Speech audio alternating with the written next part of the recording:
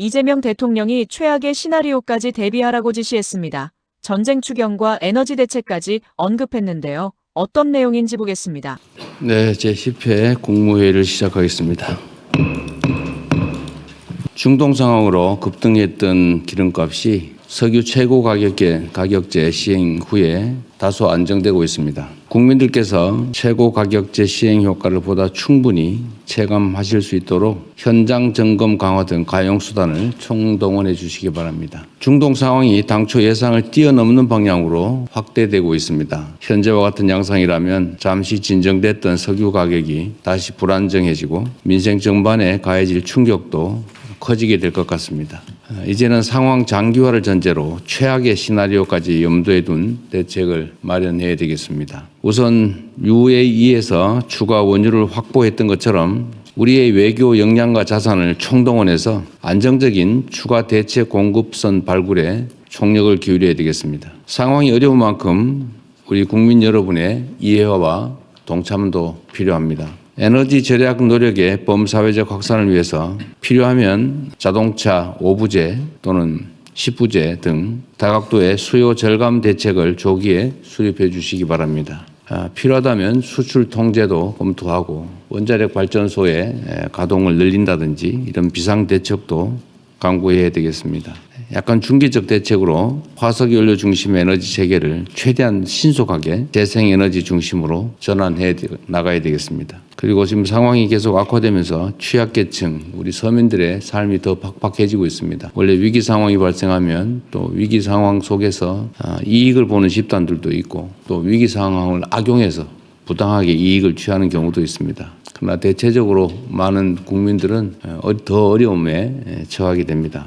이런 점을 고려해서 취약계층 또 수출기업 지원 등을 위해서 전쟁 추경을 신속하게 편성해 주시기 바랍니다. 아침에도 보니까 정청래 대표께서 예산 심의도 사상 최고의 속도로 심의하겠다 이렇게 말씀해 주시던데 하여튼 국회도 최대한 빨리 심사하고 전쟁 예산이 전쟁 추경이 신속하게 집행될 수 있도록 다각도로 노력해 주시기 바랍니다. 어려운 시기지만 우리는 위기를 기회로 만들 충분한 역량이 있습니다. 정부는 어떤 상황에서도 우리 국민들의 삶이 흔들리지 않도록 모든 수단을 동원해서 선제적으로 또 기민하게 대처하겠습니다. 정부를 믿고 일상 속에서 최선을 다해 주시기를 부탁드립니다. 외풍이 거셀수록 국가 대전환을 위한 발걸음에 속도를 내야 합니다. 특히 중요한 것은 경제의 지속적 성장을 가로막는 수도권 집중 성장 시대에서 지방 주도 성장 시대로 과감하게 전환해야 된다는 것입니다. 수십 년 동안 굳어진 성장 구조를 통째로 바꾸는 일이기 때문에 그에 따른 대책도 기존의 문법과 틀을 뛰어넘는 그런 방식과 속도여야 합니다. 관계부처는 재정, 세제, 세금, 금융제도, 규제체제 등 모든 정책 수단을 지방주도 균형 성장에 맞춰서 새롭게 정비해 주시기 바랍니다. 단편적으로 할 일이 아니고 국무총리실이 주관이 돼서 전 부처청에서 체계적이고 장기적이고 근본적인 대책을 수립해 주시기 바랍니다. 오늘 행안부의 발표도 있긴 하던데 예를 든다면 균형발전 영향 평가를 모든 정책에 필수적으로 한다든지 하는 제도도 좀 만들어야 되지 않을까 싶습니다. 우리가 예를 들면 무슨 평가 이런 거 있잖아요. 환경영향 평가하고 무슨 정책할 때마다 그런 것처럼 지방 균형에 도움이 되나 안 되나 지방 균형 발전을 위해서 좀 어떻게 해야 되는가를 반드시 모든 정책 결정 과정에서 평가하고 그 점에 대해서 체크할 수 있게 하는 시스템도 만들어야 되지 않을까 싶어요. 그리고 좀 더 과감해야 될 것 같습니다. 지방의 지역에 투자하는 경우에 세제 아주 최소한으로 지원하는 게 아니고 상상하기 어려운 정도로 대규모로 확실하게 지원해 준다든지 또는 우리가 생각하는 것처럼 재생에너지 공급 체계를 좀 신속하게 갖춰서 에너지 공급 가격을 대폭 낮춰주고 실제 예를 들면 수도권에 애기는 송전 비용이나 이런 것들을 전 국민이 동시에 부담하고 있기 때문에 그 점을 반영한다든지 또 그런 걸 할 때도 우리 서민들 피해가 발생하지 않도록 제도를 철저히 잘 만들어주시면 어떨까 싶습니다. 예를 들면 이번에도 제가 보기에는 추경에 지금 어떤 검토를 하고 있는지 모르겠는데 추경 내용의 소비자들 그러니까 유류 소비자들 뿐만이 아니라 어쨌든 위기 상황 때문에 경제적 타격이 발생하지 않습니까? 물론 외관상은 성장하고 K자 성장이기 때문에 좋아진 데는 엄청 좋아지고 있어요. 사상 최대 수준의 아마 영업이익이 발생할 것 같다 그런 얘기도 하더라고요. 문제는 그게 한 군데 쏠린다는 거고 대다수 취약 부문에는 더 나빠지는 상황이기 때문에 결국은 소득 지원 정책을 안 할 수가 없을 것 같은데 이번 추경을 한다면 그럴 때도 아주 지방에 더 대대적으로 할 수 있게 그냥 뭐 10%더 하고 이렇게 하지 말고 좀 획기적으로 좀 해주시기 바랍니다. 어쨌든 생각을 전면적으로 바꿔야 됩니다. 지금 수도권 중심으로 계속 가면 나라의 미래가 없어요. 어쨌든 비상 조치를 해야 됩니다. 지방을 우대하는 재정 사업을 계속 확대하고 예타 그다음에 민간 투자 제도 역시 지방 우대 방식으로 획기적으로 전면 개편할 필요가 있습니다. 하여튼 전 부처 전 영역에서 총괄적으로 좀 제도 개편을 검토해 주시기 바랍니다. 또 내년도 예산 당장으로 보면 내년도 예산 또 중기 재정 계획에 대폭 반영해 주시기를 부탁드립니다. 세계가 주목하는 BTS 광화문 공연이 며칠 앞으로 다가왔습니다. 전 세계의 K컬처의 우수성, 대한민국 높은 위상을 거듭 각인할 수 있는 중요한 계기로 생각됩니다. 그런데 문제는 안전입니다. 빈틈없는 안전대책 수립에 총력을 기울여 주시기 바랍니다. 행안부와 경찰 또 소방 등 모든 관계부처는 각별한 경각심을 가지고 발생 가능한 모든 상황에 철저하게 대비하시기 바랍니다. 그리고 최근에 명동 인근 숙박업소 화재로 인명피해가 발생했던데 숙박시설의 안전도 꼼꼼하게 살펴봐야 되겠습니다. 그리고 또 한 가지 뭐 가능성이 크진 않다고 하지만 소위 테러 가능성에 대한 대비도 충실하게 해주시기 바랍니다. 성공적이고 안전한 그리고 대한민국을 빛내는 행사가 될 수 있도록 역량을 잘 모아주시기 바랍니다.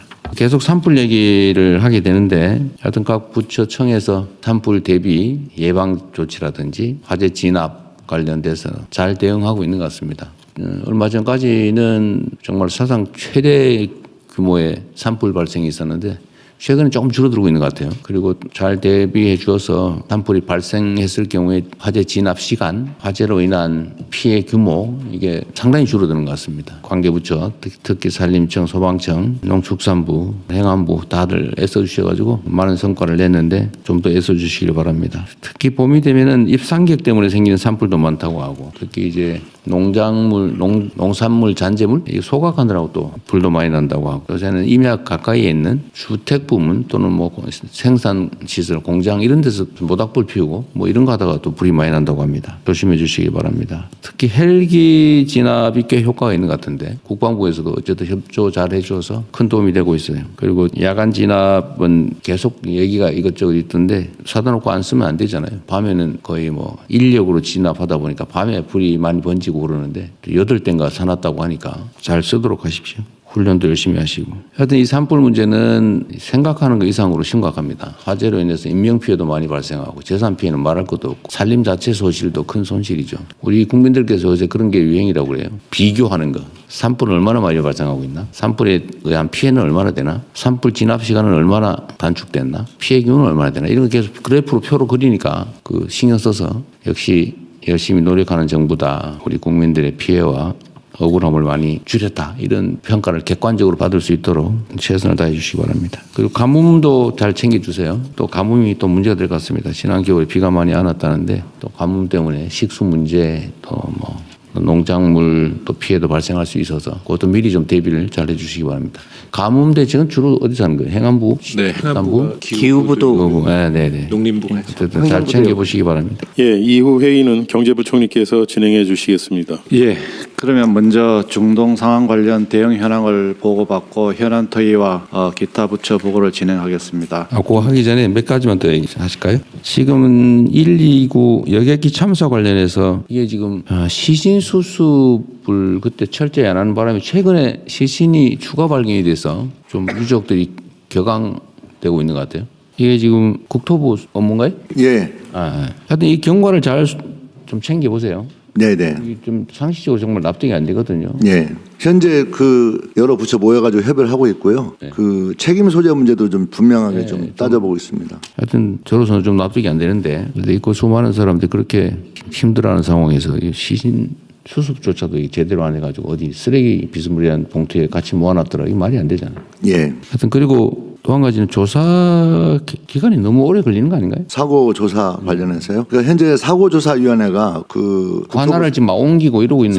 산하에 있다가 중간 발표하고 난 다음에 유족들이 어떤 불신하고 문제를 삼아서 네. 이걸 총리실로 이관해서 새롭게 구성해서 사조위에서 새롭게 시작한 형태로 바뀌다 보니 일정의 시간이 많이 걸리고 있습니다. 그 조사위원들도 교체했어요? 다 이제 그건 총리실 주관에서 하지만 다 교체하는 걸 원칙으로 하고 있다고 알고 있습니다. 총리실. 예, 제가 말씀드리겠습니다. 지금 조사위원회 구성 중에 있고요. 그 지난 며칠 전에 새로 구성하고 있어요? 예, 그렇습니다. 하여튼 이게 너무 늦어요. 이게 일반 행정도 다 제가 속도를 좀 내라고 얘기하지만 물론 조사라고 하는 게 그렇게 마음대로 되는 건 아닌데 그럼에도 불구하고 너무 늦어지는 것 같습니다. 하여튼 좀 속도를 내주시고요. 그렇게 하겠습니다. 그리고 좀 더 우리 공직자들이 경각심을 가지고 본인들이 하는 행위나 아니면 어떤 처분의 결과가 받는 쪽 수용하는 국민들 입장에서는 엄청난 일이 될 수도 있다는 생각을 하게 됩니다. 본인들이 하는 일이 제가 그 얘기 하잖아요. 파초손을 든 마녀인가? 이건 뭐 장난삼아 하지만 이게 세상에는 폭풍이 된다니까요. 죽고 사는 문제일 수도 있습니다. 여러분의 펜대 하나가. 겸해서 어쨌든 이태원에 대한 그 원래 합동수사본부 만들었죠. 우리 경찰이 하고 있나요? 검찰 같이 하고 있나요? 예, 그 검찰이 주관하고 경찰을 지원해서 이렇게 합동을 하고 있습니다. 오늘 검찰은 안 나왔어요? 예, 검찰이 알겠습니다. 예, 주도하고 있잖아요. 예. 수사는 이게 지금 좀 진척이 있습니까? 지금 그 특조위 아까 그 유족들의 위원회하고 그 지금 청문회 같은 것들이 진행되면서 함께 그 진행을 하고 있는데요. 지금 현재 그 위원회의 그 쪽하고 계속적인 그 접촉을 하면서 요구사항 반영해가지고 수사를 진행하고 있습니다. 예, 수사 인력 규모는 얼마나 돼요? 검사 같은 경우에는 6명 남짓 정도 돼 있고요. 경찰은 경찰 인원 좀 숫자까지 정확히 경찰 11명가 있습니다. 11명. 하여튼 여기도 좀 속도를 내주시기 바랍니다. 열심히 하고 있을 것 같긴 한데 이제 너무 오래됐고요. 세월호도 지금 뭘 어떻게 처리하고 있나요? 세월호는 어느 부처 주관하고 있습니까 지금? 예, 해양수산부입니다. 지금 여기도 지금 뭐 진상 규명이나 이런 거 뭐 하고 있어요? 그거 다 끝났어요? 그건 다 끝났고요. 예, 일부 추모 사업과 또 일부 선 배상 받은 분들의 뭐 조금의 민원 사항 이런 부분들이 좀 있습니다. 하여튼 이것도 좀 유족들이나 피해 가족들이 억울하다, 뭐 무관심해서 섭섭하다 이런 얘기 안 나오게 잘 챙기십시오. 예, 세심하게 살피겠습니다. 그리고 오늘 정청래 대표가 그 발표했어요? 검찰개혁 관련 예, 9시 발표를 했습니다. 발표했어요? 그러면 이제 다 된 거예요? 검찰개혁? 예, 상임위 과정에 남아 있고 법사위가 또 남아 있습니다. 이 과정에서 어쨌든 명확하게 얘기를 하면 검찰개혁이라고 하는 게 어쨌든 우리 국민들의 관심도 높고 또 국정과제 주요 과제 아닙니까? 근데 그 핵심은 수사와 기소를 분리한다. 중수청을 만들고 경찰의 역할을 확대해서 수사는 수사기관이 한다. 검찰은 수사하지 않는다. 어쨌든 관여의 소지도 최소화하고 최소화를 그럼 또 뭐라 그럴지도 모르겠다. 어쨌든 관여의 소지도 없애고 오해의 소지도 아예 없애고 이렇게 명확하게 하면 좋겠는데 이 과정에서 과정 관리가 조금 그런 것 같아요. 행안부나 법무부, 국무조정실 여기가 주로 아마 국회 쪽 특히 여당하고 소통을 한 것 같은데 이게 참 그런 게 있어요. 제가 수기하라고 했잖아요. 논의해서 결정을 하라는 거잖아요. 근데 이 수기를 하려면 일단 기본적으로 소통이 돼야 되고 뭐 소통의 기반이면 진지하게 토론이 돼야 되는데 나중에 보고 나면 나는 듣지도 못했다 뭐 이런 사람이 나타나기도 하고 아니 뭐 그냥 하라니까 했다 뭐 이런 식의 얘기를 하기도 하고 나중에 다 지금 뭐 책임도 안 지고 뭐 이런 일이 벌어지잖아요. 누구의 잘못이라고 내가 따지자는 건 아닙니다. 따진다는 건 아닌데 하여튼 터놓고 막 지겨울 정도로 얘기를 해야 되거든요. 이게 원래 어려운 사안들 같은 경우는 제가 가끔씩 쓰는 방법인데 얘기할 기회를 다 주고 어려운 의제일수록 끝날 때까지 계속 얘기를 하면 나중에 지쳐가지고요. 수용성이 높아져. 근데 그게 아니고 바쁘다고 그냥 억압하거나 아니면 막 제한하거나 이런 식으로 해놓으면 나중에 그게 다 이게 문제가 돼요. 좀 힘들더라도 특히 갈등 의제일수록 또 이해관계가 부딪히는 것일수록 정말로 진지하게 터놓고 진짜 수기를 해야 됩니다. 그래야 나중에 2중 3중으로 일이 벌어지지 않아요. 이번에도 좀 그런 경향이 없지 않았던 것 같아요. 앞으로 하여튼 제가 얘기한 대로 일단 진짜 수기를 하려면 대전제는 진지하게 토론해야 되고 그 이전 단계를 진짜 소통이 돼야 됩니다. 신뢰가 있어야죠. 억지로 모아놓고 말도 못하는 분위기에서 뭐 시간만 때우면 그게 되겠어요. 물론 뭐 당정 관계라고 하는 게 그렇게 누가 우위에 있는 것도 아니긴 하지만 더 많이 노력해야 된다. 그 말씀 하나 드립니다. 지금 헌법 개정과 관련된 논의는 누가 담당해요? 아무도 저희 아마 국정과제는 저희가 담당하고 있기 때문에 국조실에서 아마 좀 국조실에서? 챙겨가야 될 거라고 생각하고 있습니다. 예. 이게 지금 이제 국회의장께서 합의되는 거 국민이 동의하는 쉬운 의제부터 순차적으로 개헌을 하자 지금 그렇게 말씀하셨지 않습니까? 제 기억으로도 예를 들면 5.18 정신을 헌법 전문에 넣는다. 이건 야당도 맨날 하던 얘기잖아요. 공약하기도 하고 5.18만 되면 가서 약속도 하고 막 수없이 했던 거란 말이에요. 국민들께서도 이걸 반대하지는 않으실 것 같고. 또 지방자치 강화, 또 하나가 이제 계엄 요건 강화 이런 거였는데 이거는 다 국민들도 다 동의하고 야당도 뭐 반대하지 않을 것 같은데 하여튼 이 문제에 대해서도 정부가 관심을 가지고 좀 진척이 될 수 있도록 노력해야 될 것 같습니다. 근데 국무총리실 소관은 아닌 것 같은데 이거 법무부도 같이 검토해야 되는 거 아닌가요? 뭐 저희가 따로 준비하고 있지는 않습니다. 법제처에서 그동안에 그전에는 그 담당했었던 것으로 알고 있습니다. 근데 그러면 정부 차원에서 개헌에 대한 우리가 지금 뭘 주도해서 지금 할 단계는 아직 아닌 것 같지만 예, 그렇습니다. 할 수 있는 거는 하자. 그 일리 있는 제안이어서 이것도 한번 정부 차원에서 공식 검토를 좀 하고 예, 기초자를 모으도록 하겠습니다. 좀 정리해 가면 좋겠어요. 국무총리실하고 같이 얘기하든지 하셔가지고요. 그리고 이게 언제나 또 형평성 균형 이런 얘기하는데 제가 기억하기로는 지금 야당에서 5.18 정신을 헌법 전문에 넣으면서 부마 항쟁도 넣자. 뭐 이런 주장을 했던 기억이 나거든요. 저는 그것도 한꺼번에 같이 하면 더 좋을 것 같아요. 부마 항쟁도 매우 헌정사에 의미 있는 거기 때문에 뭐 같이 하면 형평성도 맞고 논란도 줄이어서 할 수 있지 않을까 싶습니다. 단계적 점진적인 개헌도 하나의 사례로 한번 해보면 좋을 것 같습니다. 그리고 요새 공정위 열일하고 계시대요. 잘하고 계십니다. 어쨌든 공정위 덕에 우리 국민들께서 물가가 내리기도 하네 이런 경험을 해서 요새 아주 놀라워한다고 합니다. 그리고 국세청도 요새 아주 잘하고 계시고 물가 TF도 새로 뭘 하나 발굴하고 있죠. 물가 TF는 어디서 하고 있어요? 예, 제가 해서 광주 장관으로 대경에서 하고 있어요. 네. 하여튼 물가 TF도 추가 발굴하는 거는 잘하고 계신 것 같아요. 예. 어쨌든 여러 부처들이 크게 노력해가지고 하여튼 국민들께서 조금씩 진짜 체감되는 실제 이익이 되는 그런 변화를 느끼고 계십니다. 좀 더 분발해서 많은 결과들을 만들어내면 좋겠습니다. 우리가 하기에 따라서 정말 수백 수천만 사람들이 혜택을 입는 좋은 변화를 만들어낼 수 있다는 그런 사례들이 아닌가 싶습니다. 공정거래위 고생하셨고 금융위원회도 성과를 많이 냈는데 저 이제 부동산을 어떻게 정할 건가 그 금융 부분이 매우 중요하죠. 네, 맞습니다. 세심하게 잘 찾아주시기 바랍니다. 네, 그렇게 하겠습니다. 네. 이게 대한민국의 부동산은 투기 투자의 대상이 돼버렸는데 전 국토가 거기에 가장 크게 영향을 미친 게 금융이에요. 남의 돈 빌려가지고 이제 남의 돈으로 방식은 다양하지만 남의 돈으로 자산 증식을 한다. 이게 유행이 되다 보니까 그걸 안 하는 국민들은 손해보는 느낌이 들게 생겼어요. 심지어 어떻게든 잡아야 되기 때문에 그중에 제일 중요한 게 금융 부문이다. 그리고 국토부도 잘해야 되고 공급 정책도 잘해야 되고 제 경우에 세금 문제도. 근데 세금은 어쨌든 최대한 마지막 수단으로. 네, 그러나 분명한 거는 세금은 핵폭탄 같은 거죠. 전쟁으로 치면 함부로 쓰면 안 되는데. 네. 그럼에도 불구하고 최후의 수단으로 쓰지 않을 최후의 수단으로 반드시 써서라도 해야 되면 써야 되는 거죠. 네, 네, 그 준비 잘 하십시오. 네, 진행하시죠. 예, 그러면은 중동 상황 관련해서 외교부 차관님부터 보고 주시기 바랍니다. 예, 최근 중동 상황의 주요 동향 및 중동 지역 내 체류 중인 재국민 보호 방안에 대해 보고드리겠습니다. 미국은 이스라엘과 함께 이란에 대한 공습을 지속하면서 이란 해군 함정과 기뢰 설치용 선박 등을 타격하고 이란의 주요 석유 수출 거점인 하르그 섬의 기뢰 저장 시설 등을 비롯한 군사 시설을 공격하는 등 이란의 호르무즈 해협 봉쇄 시도를 저지하고 항행 안전 확보에 나서고 있는 모습입니다. 한편 트럼프 대통령은 중국, 프랑스, 일본, 우리나라, 영국 등에 대해 호르무즈 해협에 군함 파견을 희망한다는 취지로 언급한 바 있는데 이에 대해서는 실제 요청 사항과 중동 정세를 면밀히 주시하면서 우리 국민 보호와 에너지 수송로 안전 확보에 대한 종합적인 고려와의 신중한 검토를 해나갈 필요가 있습니다. 한편 이란의 미사일과 드론 공격 빈도는 감소하는 추세이나 민간 에너지 시설 공격 및 호르무즈 일대에서 기뢰 위협과 선박 공격 등 비대칭 전략이 부각되는 양상입니다. 이는 제한적인 군사적 수단이나 위협으로도 국제 에너지 가격과 물류 공급망에 영향을 줄 수 있다는 점을 활용해 전쟁 비용을 높이려는 전략으로 평가되며 이에 따라 중동 상황 장기화와 함께 경제적 파급 효과 확대 가능성도 우려되는 상황입니다. 이어서 재국민 보호 조치에 대해 보고드리겠습니다. 다행히 지난 일주일간에도 우리 국민의 직접적인 피해는 없었으며 대통령께서 말씀하신 대로 우리 국민의 빠르고 안전한 대피를 계속 지원해 나가겠습니다. 그 결과 중동 지역에 체류하는 우리 국민의 수가 중동 상황 발생 직후와 비교할 때 약 8,000명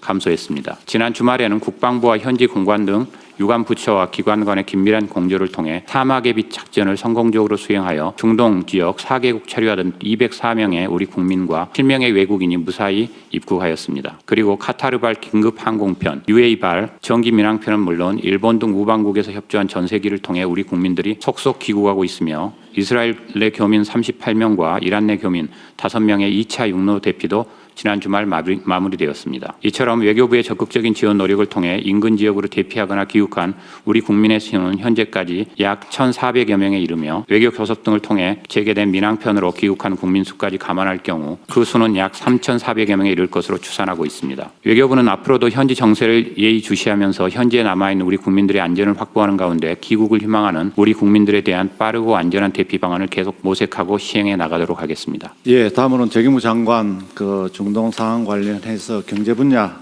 대응 현황에 대해서 보고를 드리겠습니다. 유가입니다.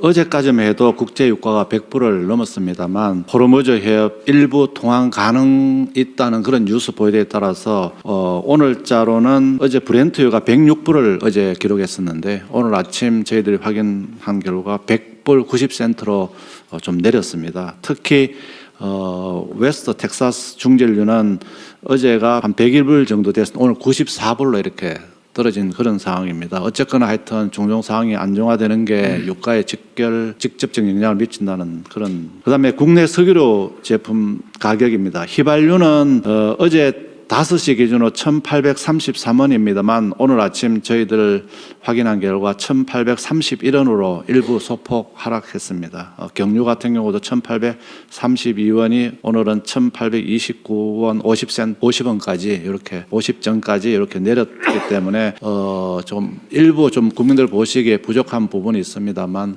조금씩 내려가고 있다는 말씀을 드리고요. 또 일부 주유소에서는 1,700원대까지도 나타난 상황입니다. 정부가 더 적극적으로 점검하고 현장의 안내를 통해서 휘발유나 경유 가격이 안정화되도록 하겠습니다. 주식 시장 상황은 어제 조금 올랐습니다. 그리고 미국 시장도 좀 오른 상황입니다. 좀 등락이 이렇게 지속되고 있는 상황입니다. 그리고 환율 같은 경우는 이제 호르무즈 중동 상황으로 인한 외부적인 요인으로 1,490원대를 오르내리고 있습니다. 금리도 일부 상승하고 있는 그런 상황입니다. 산업 분야입니다. 호르무즈 해협 의존도가 높은 나프타 수급 차질이 지금 발생하고 있습니다. 그래서 정부가 대책을 마련하고 있다는 말씀을 드리겠습니다. 수출 중소기업의 운송 차질이나 물류비 부담 등은 저희들이 신속한 추경 등을 통해서 부담을 줄여드리는 노력을 하도록 하겠습니다. 대응 방안입니다. 민생 안정과 경제 회복을 위한 추경을 최대한 신속히 편성해서 국회에 빨리 통과되도록 하겠습니다. 내용으로는 물류비나 유류비 부담 경감, 소상공인, 농어민 등 민생 안정, 그다음에 피해 수출 기업 지원 등을 담도록 하겠습니다. 특히 대통령이 강조하시는 바와 같이 지원은 하되 직접 차등 지원으로 어려운 부분을 더 촘촘하게, 더 많이, 더 두텁게 지원하는 대책을 마련토록 하겠습니다. 최고 가격제의 그 현장 점검을 통해서 그 유류 가격 인하가 소비자들에게 혜택이 돌아가도록 하도록 하겠습니다. 향후 유가 추이 등을 보면서 직접 보조와 유류세 인하를 통한 또 유가 안정을 도모하도록 하겠습니다. 화물차, 대중교통, 농업인 유가보조금 지원도 차질 없이 하도록 하겠습니다. 지금 어려운 상황입니다만 되도록이면 상반기 공공요금은 가급적 동결하려고 합니다. 그리고 농축수산물 할인 지원 확대 등을 통해서 우리 민생 경제 안정도 도모하도록 하겠습니다. 시장은 시장 거란 행위를 엄단하고 특히 외환시장 안정을 위해서 외환시장 안정을 위한 세법 3가지 종류가 어제 소위를 통과하고 오늘 전체 회의 통과되면 금주 중에 빨리 처리되도록 하겠습니다. 그리고 채권시장 안정화를 위해서 필요한 경우 국고채 매입을 하고 긴급 바이백 등을 통해서 시장 안정화를 통한 금리도 안정화시키도록 하겠습니다. 나프타는 금주 중에 경제 안보 품목으로 지정할 예정으로 있습니다. 그리고 수출 제한 등을 통해서 어려움을 정부가 최대한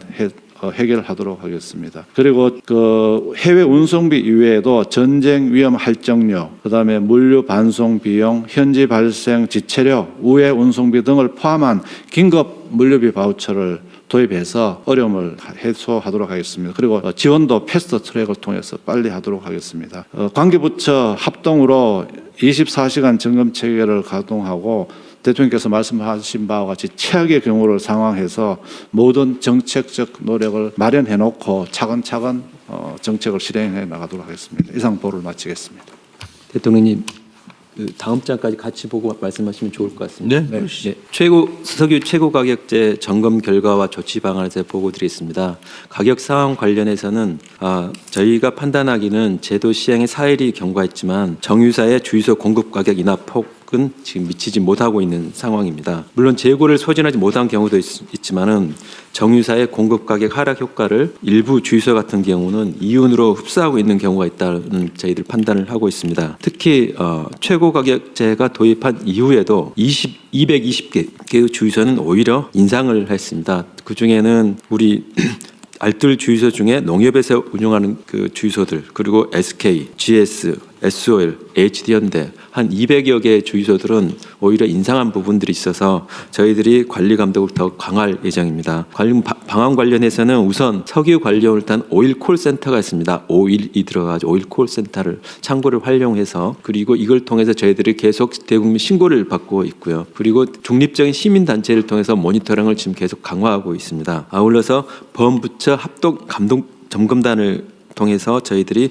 계속 점검을 계속 강화하고 있습니다. 가짜 석유나 정유 미달, 담합 불공정 거래, 매점 매석, 유가 보조금 부정 수급, 탈세 등에 대해서도 아주 엄밀하게 엄정하게 조치를 해 나갈 예정입니다. 또한 모범을 보여야 할 알뜰 주유소가 고가의 가격을 인상한 그런 경우가 있을 경우는 온스트라이크 아웃 제도를 도입해서 지금 현재는 2회 이상 고가 판매 시에 계약을 미연장하는데 현재는 1회 이상 고가 판매 시에는 계약을 해지토록 하고 있습니다. 아울러서 정유사 최고 가격 위반, 공급 가격 허위 보고 등에 대해서도 엄격히 제재를 통해서 지금 저희가 최고 가격제를 도입한 109원 정도의 휘발유 가격, 그리고 218원의 경유 가격이 소비자가 직접 계속 체감할 수 있도록 가격 인하 노력을 더욱 경주해 나가도록 하겠습니다. 아울러 수급 관리 관련해서는 정유사의 석유 제품에 대해 해외 수출 물량 상한을 설정을 해서 석유 제품이 해외에 나가지 못하고 국내에서 사용할 수 있도록 하겠습니다. 물량 관련해서는 지난번 IEA 공동회의 결의에 따른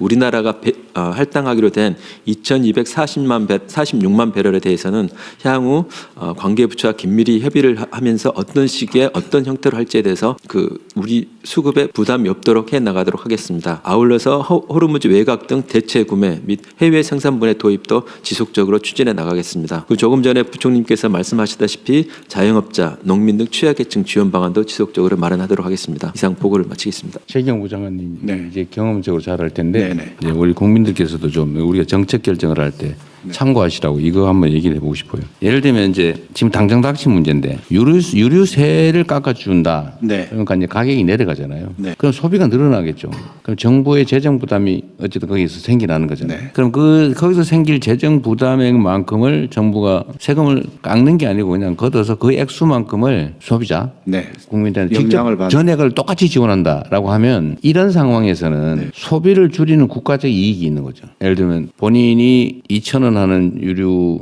휘발유를 넣는다. 근데 200원을 우리가 세금으로 깎아줘서 1,800원에 사게 할 거냐, 아니면 2,000원 내게 하고 200원에 해당되는 거를 별도로 지원을 하냐. 지원을 하면 소비가 줄어드는 효과가 있죠. 네. 이런 상황에서는. 네, 맞습니다.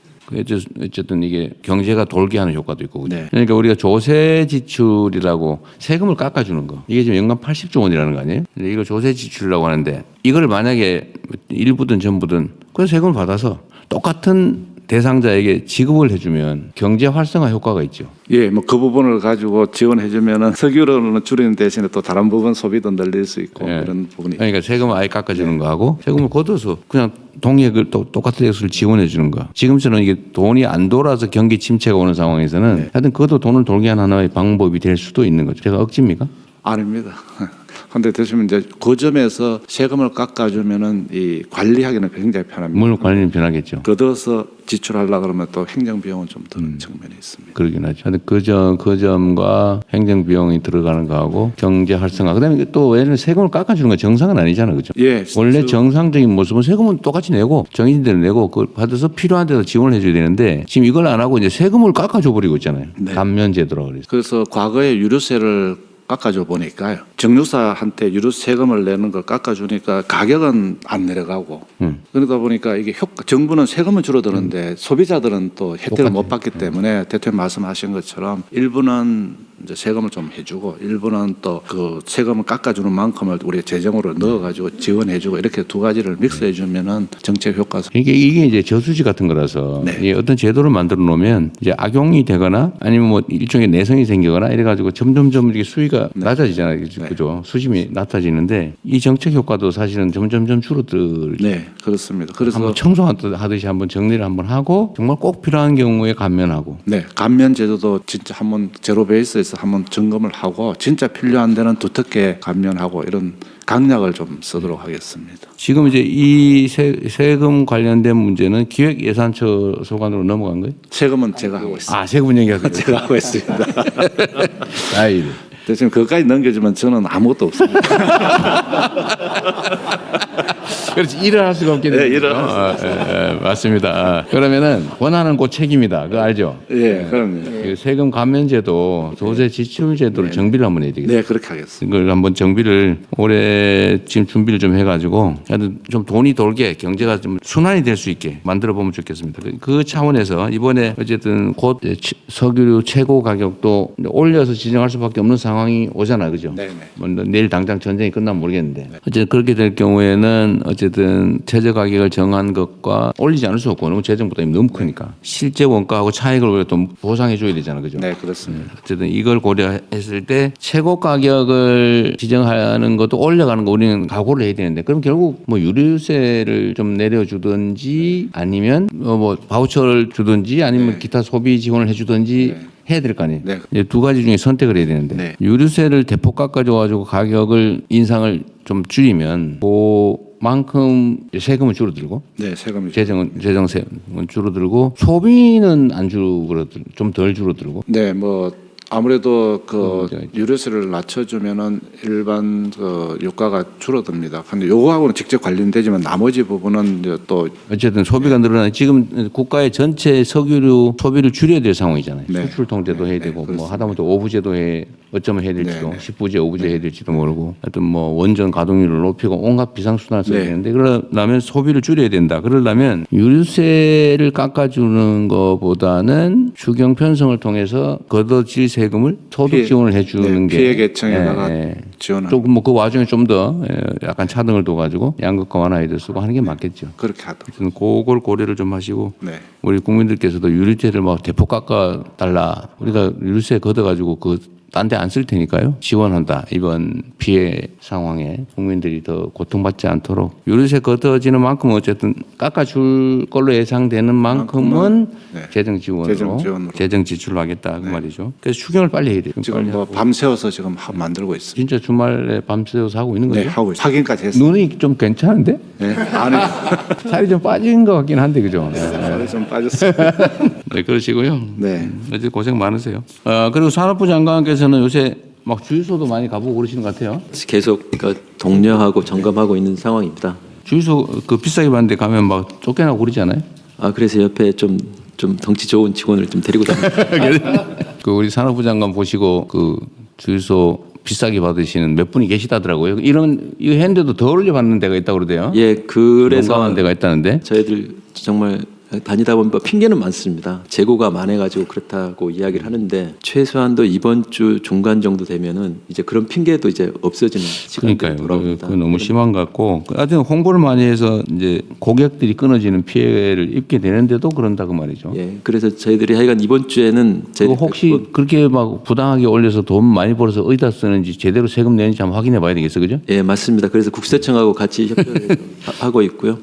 오늘은 아예 그 올린 기업들에 대해서는 이거 또뭐 직권남용 이런 소리 나오지 않게 조심하십시오. 공정위도 그 가격을 내리지 않는 주유소들 특히를 중심으로 해서 그 지방 담합 대응반을 마련해 있습니다. 해보고. 네. 대구, 부산, 제주는 조사를 실시했고. 대구가 유난히 비싸다고 그러대? 예, 유난히 비쌉니다. 그거 왜 그러지? 그 지역적 특성이 있나? 지역적 특성도 있는 것 같습니다. 주유소들이 많지 않은 다른 시에 비해. 특히 주유소 중에 알뜰 주유소가 있습니다. 알뜰 주유소가 저희 산업부에 있는 석유공사, 그 국토부에서 한 도로공사, 농협에서 농협에서 하고 있는 NH 농협인데 네.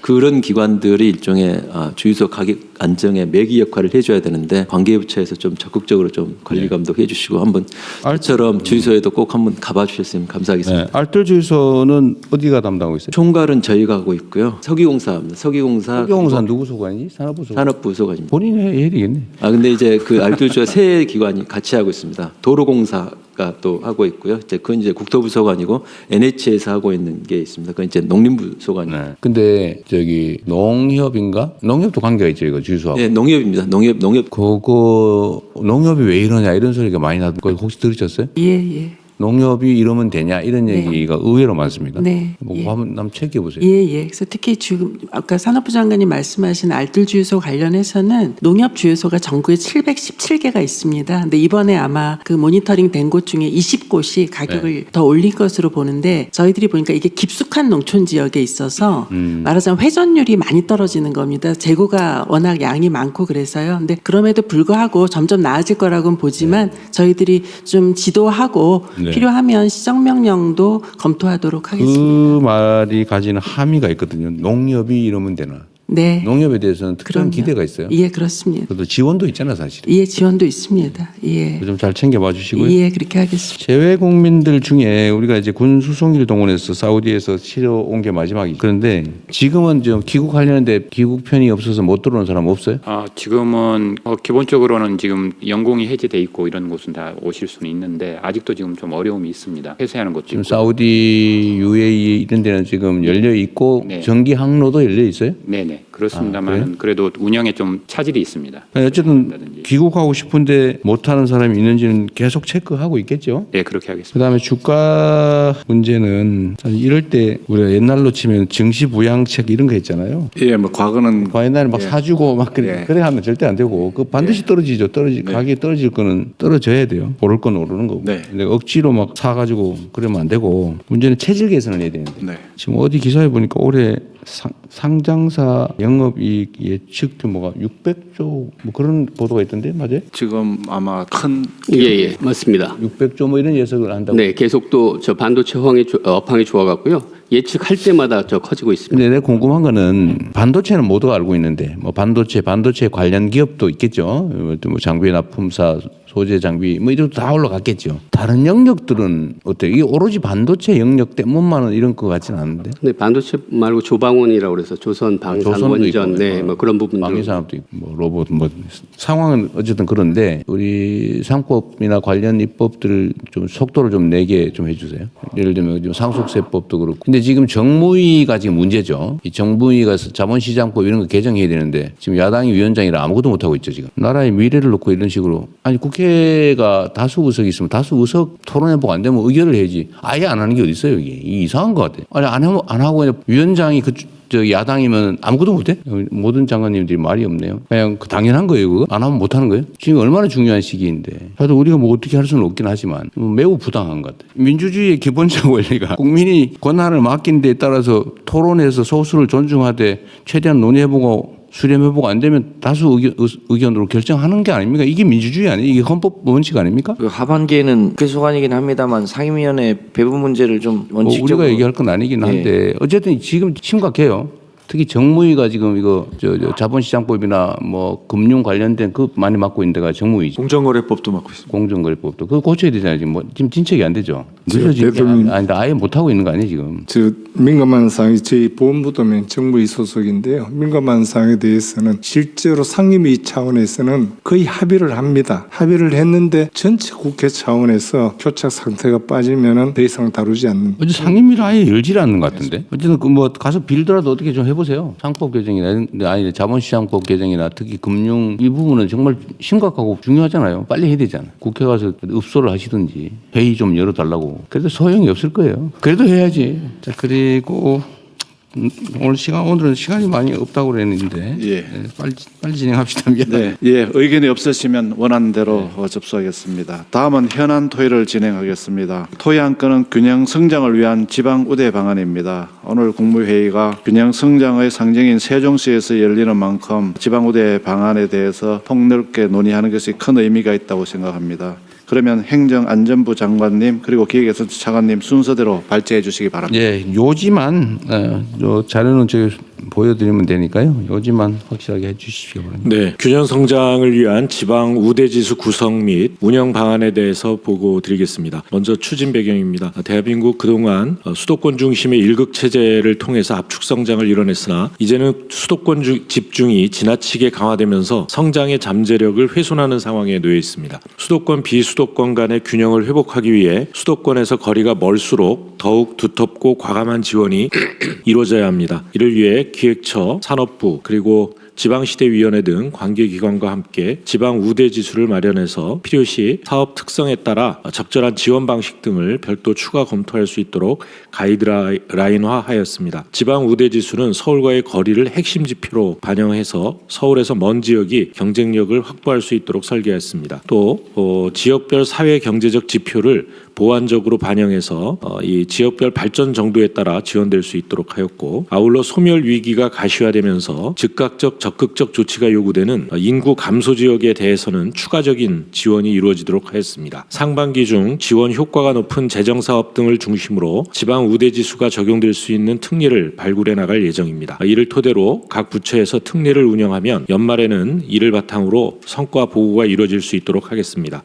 각 부처의 적극적인 협조 당부드립니다. 우대지수는 하여튼 그림으로 보여주면 깔끔하게 하는데 그죠? 하여튼 핵심은 그거죠. 수도권에서 거리가 멀면 멀수록 더 많이 지원한다. 네, 그 우대 지수를 어떻게 구성은 복잡할 테고. 예, 몇 단계로 할 것인가 이런 부분에 대해서 안을 가지고 있는데요. 대상 지역에 대해서는 좀 더 보완을 해서 네, 너무 일률적으로 정할 필요는 없어요. 네, 그냥 기준을 정하면 되지. 기준. 그렇게 하겠습니다. 뭐 거리나 발전 정도나 인구 소멸 정도나 나 다 고려했겠죠. 예, 그렇게 변수를 곱하기를 해서 정할 수는 없는 거고 정책이라고 하는 게 일정한 기준선 이런 정도만 정하면 되죠. 그렇습니다. 너무 어렵게 하지 마십시오. 이게 그다음에 너무... 이제 수도권에 비해서 지원을 어느 정도 더 할 거냐 이런 것들을 더 이제 세심하게 살펴보도록 하겠습니다. 두 번째로는 지방주도 성장을 위한 재정 대응 방안에 대해 간략하게 보고드리겠습니다. 지방주도 성장 얘기들을 많이 하는데 이거는 단순히 지역균형 발전의 문제는 아닌 것 같습니다. 대한민국 대개조, 대전환의 핵심 과제인 것 같습니다. 어찌 보면 조금 중장기적으로 보면은 대한민국이 죽느냐 사느냐의 문제인 것 같습니다. 그래서 수도권 쏠림으로 인한 지방 소멸 위험에 대응하고 지방이 진정으로 성장 주체가 될 수 있도록 모든 재정사업과 재정대조를 총동원 하겠습니다. 그리고 추진 배경하고 관련해서는 행정안전부 장관님께서도 말씀을 해주셨는데요. 현재 지금 인구도 20년부터 수도권 인구 비중이 비수도권 인구 비중보다 많아지기 시작했고요.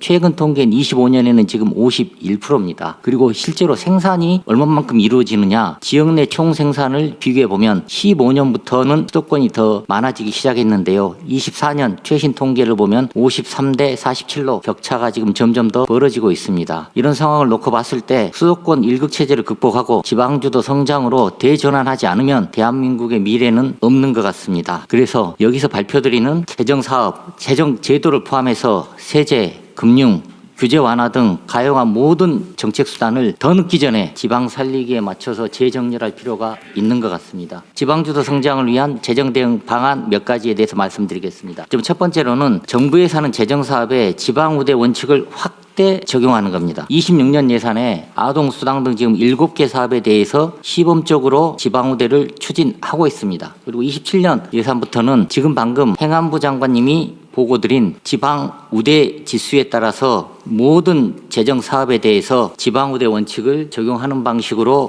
일을 해 나가도록 하겠습니다. 첫 번째로는 수도권과 거리, 두 번째로는 사회경제 지표 이런 거를 종합적으로 고려해서 사업별 특성에 따라 지역별 우대를 적용하는데요. 이거는 정부에서 상상력을 어떻게 발휘하느냐에 따라서 여러 가지 방식이 가능합니다. 그래서 밑에 있는 항목들을 보시면은 지원금 자체를 수도권에서 멀수록 더 많이 주는 방법도 있고요. 또 정부 사업을 하게 되면은 자기가 부담하는 비율이 있는데 지방이 상황이 어려우니 자기가 부담하는 비율 자체를 수도권에서 멀수록 낮춰주는 방법도 있고요. 그리고 또 사업 물량이 확대가 되면 수도권보다 비수도권에 우선적으로 사업 물량을 배정하는 방법도 있고요. 지역화폐 같은 경우는 수도권, 비수도권, 인구 감소 지역에 따른 구분에 따라서 국비 보조 비율을 바꾸는 방법도 있습니다. 그래서 여러 가지 방법이 있을 수 있기 때문에 다음 페이지입니다. 27년도 예산을 요구하실 때는 이게 전국적으로 시행되는 사업이다.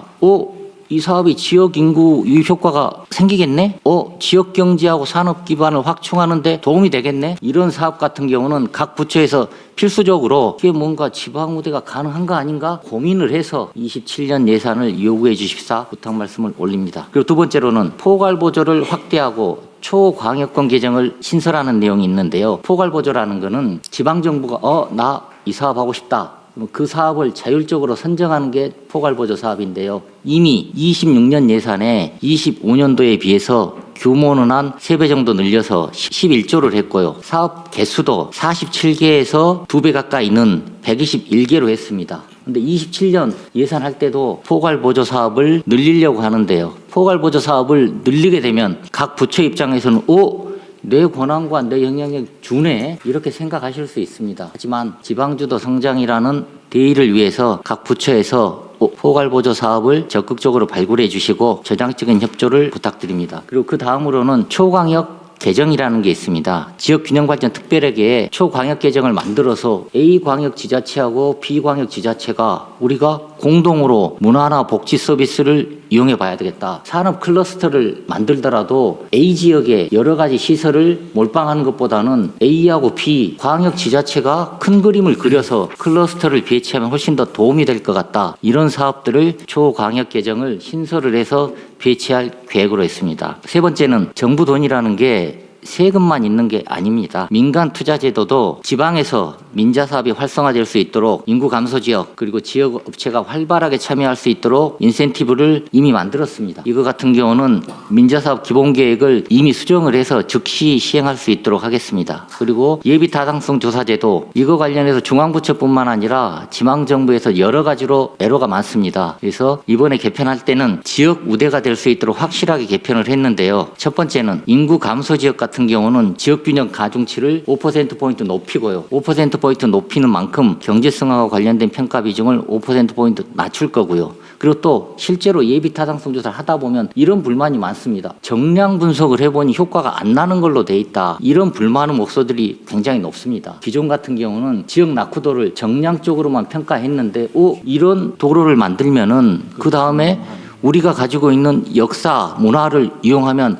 관광산업이 활성화될 수 있겠다. 이런 정성적인 요인도 예비 타당성 조사에 포함시킬 수 있도록 하였습니다. 그리고 네 번째로는 결국에는 지방주도 성장의 문제를 해결하고 지방이 살기 위해서는 네 가지가 제일 핵심인 것 같습니다. 지금 첫 번째로는 산업과 일자리가 있어야 되겠다. 두 번째로는 교육이 돼야 되겠다. 세 번째로는 보건의료가 돼야 되겠다. 네 번째로는 문화가 돼야 되겠다. 이 네 가지가 제일 핵심 키워드인데요. 27년 예산을 각 부처에서 설정을 하실 때 이런 내용이 충실하게 반영될 수 있도록 지역 주력 사업과 연계, 거점 국립대, 지역 필수 의료 확충, 문화 인프라 관련된 사업을 적극적으로 발굴해 주십사 말씀을 드립니다. 그리고 향후 계획하고 관련해서는 모두의 대통령께서 말씀을 주신 것처럼 27년 예산과 중기재정 계획을 작성하는 과정에서 각 부처와 지방정부, 기획예산처가 충실히 협의해서 이런 내용이 발굴될 수 있도록 했으면 좋겠습니다. 그리고 중앙하고 지방정부 재정전략 협의회도 상설화해서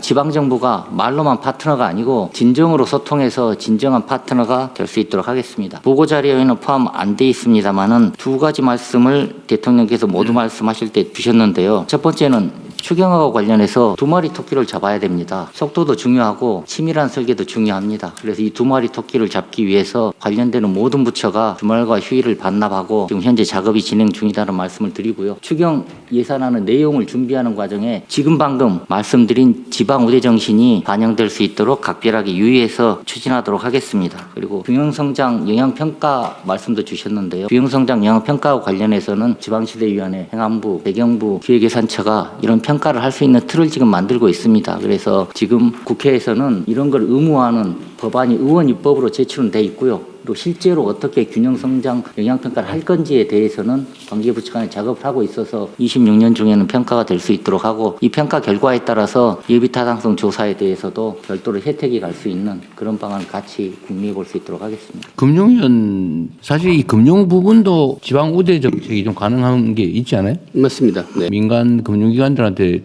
지방에 이자 깎아주라 이럴 수는 없겠지만 뭐 보증 제도라든지 이런 데서 지방에 혜택을 줄 수는 있을 것 같은데 그죠? 네, 지금 저희도 지방우대 금융이라는 컨셉으로 해가고요. 일단은 정책 금융기관들, 이제 정부가 하는 공공 영역이니까 목표제를 했습니다. 예전까지 지방에 얼마 주겠다 그런 포션이 없었는데 포션도 확실히 줘갖고 그 목표도 달성하고요. 그다음에 다양한 지방우대 관련된 금리라든지 한도라든지 그다음에 이전 기업 그다음에 거기서 하는 기업들도 하고요. 그다음에 실제로 민간 금융기관들에서 아주 단적으로는 부산 같은 경우는 돌아와요 부산항에 그래서 청년들이 부산으로 옮기면 거기에 대출을 해주는 그런 식으로 지방의 컨셉들을 많이 금융 분야도 지방에 대해서 산업 배치나 이런 거 기업들이 검토할 때 금융상 혜택도 중요할 것 같아요. 세제, 규제 뭐 말할 것도 없고 예를 들면 인프라, 그다음에 교육 여건 아까 얘기한 대로 문화, 정주 여건 뭐 이런 것들이 매우 중요할 것 같은데 저런 거 있잖아요. 재경부 소관인지 모르겠는데 국내 생산 촉진세 뭐 이런 거 도입할 거잖아요. 그런 거 할 때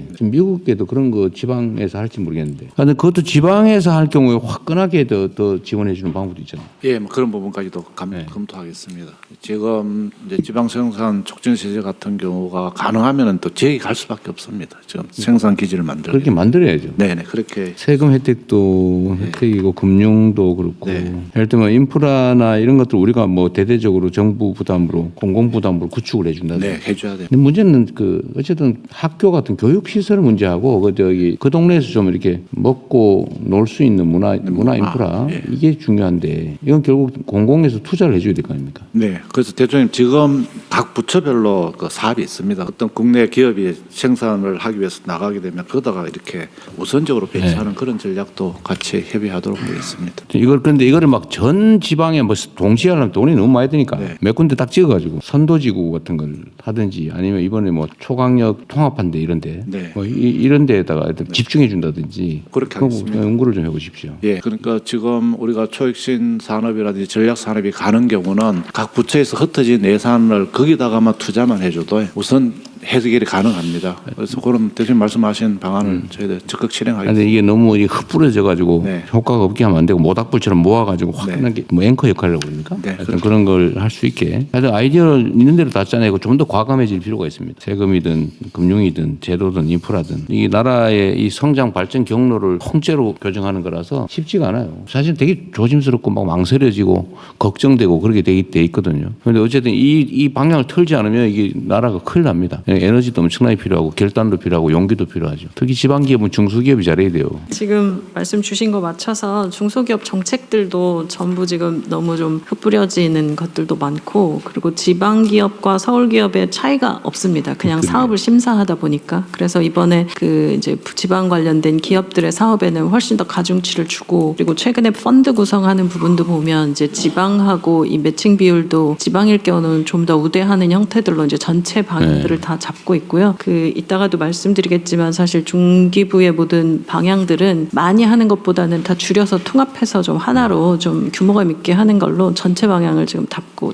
틀고 있습니다. 네, 중소기업 뭐 이것도 굳이 국민들께서 좀 이해해 주십사 말씀을 좀 드리면 중소기업 지원 정책이라고 하는 게 지금까지는 그냥 근근히 먹고 사는 데다 이렇게 막 생존하라고 지원해 준 게 꽤 많단 말이에요. 사실 그렇게 하면 안 되고 이러면 점점 나빠지거든요.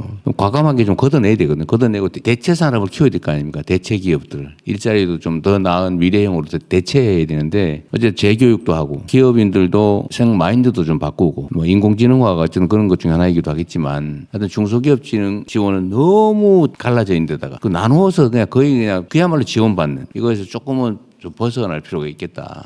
새로운 창업이든 성장이든 하여튼 이렇게 좀 새로운 새싹이 돋는 그런 것들을 좀 해야 될 것 같아요. 나중에 한번 정리해서 말씀드릴 건데 이제 중소기업이 항상 시작을 하기 때문에 창업기업에 대한 그 지원이 있습니다. 그래서 창업기업의 경우는 뭐 많이 터지고 좀 금액이 소액일 수가 있는데 일정 시간이 지나서 한 7년이나 보통 20년 사이에 성장을 굉장히 많이 한다고 하는데 이 경우에 대해서는 중기업과 소기업의 개념을 좀 나눠서 지금 보면 중소기업이라고 한꺼번에 묶어서 이야기해서 790만, 830만 이렇게 얘기하시지만 중기업과 소기업은 굉장히 다르고 다시 또 소상공인의 개념까지 들어오면서 이 통계 데이터라고 하는 것의 정합성이 좀 떨어집니다. 그래서 지금 이 부분을 정리하고 있고 중기업 규모 정도가 어떻게 중견기업으로 갈 수 있을 것인가 하는 성장 정책과 소기업이 중기업이 되는 성장 정책을 좀 분리해서 지금도 이제 일부는 그렇게 가고 있는데 좀 정돈해가지고 다시 한번 정책의 방향을 좀 나눠서 좀 봐야 할 거여서요. 이 부분은 정비하고 좀 다시 보고 드리겠습니다. 근데 지금 전반적으로는 20년이 넘어가고 오래된 기업들에 대한 지원과 이런 업력에 대한 고려나 이런 부분들 그리고 매출과 성장의 그 달성이나 이런 데이터들도 좀 반영해서 정책을 다시 좀 잡으면 지금보다 좀 좋을 것 같고요. 지난번에 말씀드렸던 스마트 제조 부분도 굉장히 사실 지금 가보면 스마트 제조라는 게 현장을 실제로 바꾸고 있습니다. 중소기업 현장을 제가 보니까 3년 만에 매출이 2배가 된 회사들도 있고 그래서 어렵게 많은 얘기들을 하지만 저희가 이번에 잡은 건 스마트 제조라는 건 그냥 똑똑한 공장 만들기다. 그러니까 공장 바꾸겠다고 생각하시고 청소만 해도 생산성이 올라간답니다. 그래서 이 생산성을 올리는 부분에서의 여러 정책들을 좀 스마트 제조랑 묶어서 크게 규모감 있게 한번 가보려고 합니다. 그러십시오. 어쨌든 뭐 바꿔야 될 때가 한두 군데가 아니니까. 대통령님, 해양사무 차관입니다. 총론도 중요한데 결국은 강론으로 실제 사례를 만들어내는 게 중요하다고 생각을 하고요. 대통령께서 어려운 결단을 아까 말씀하셨는데 제일 큰 결단을 해주신 게 해양수산부 부산 이전이라고 저희들 생각을 합니다. 저희들 한 3개월 지금 됐는데요. 제가 우리 직원들하고 같이 부산을 이전하면서 오늘 지방우대 방한하면서 느끼는 것은 결국은 최종적으로는 우리가 사람에 대한 고민을 좀 많이 해야 된다는 생각을 느끼게 됩니다. 저희 직원들이 단적인 사례로 처음에 간다고 발표했을 때 되게 불안해하고 반발도 하고 그랬습니다만 우리 중앙정부 지원, 지방정부 지원을 두텁게 역대에 없는 전례 없는 그런 지원을 해서 저희 직원들은 어느 정도 생활의 안정을 가지고 있고 이제는 업무에 전념할 수 있는 여건을 만들었고요. 최근에 저희들 이제 해양수산 공공기관 이전을 후속으로 빨리 지금 진행을 하고 있는데 그쪽 직원들이 하는 얘기가 노조위원장님들이 저한테 하시는 말씀입니다. 해수부 직원만큼만 지원해주면 두말 없이 갈게요. 뭐 이런. 너무 꿈이 야무진 것 같은데. 그래서 우리가 제도를 설계를 하거나 정책을 설계를 할 때 현지에 계신 분들 어떻게 할 거냐. 그리고 결국은 기업과 기관이 내려와야 되지 않겠습니까? 그럼 이분들에 대한 지원을 어떻게 할 거냐 하는 문제들 같이를 해야 되고요. 지금 해운 기업들을 저희들이 한 30대 기업은 모시고 가려고 지금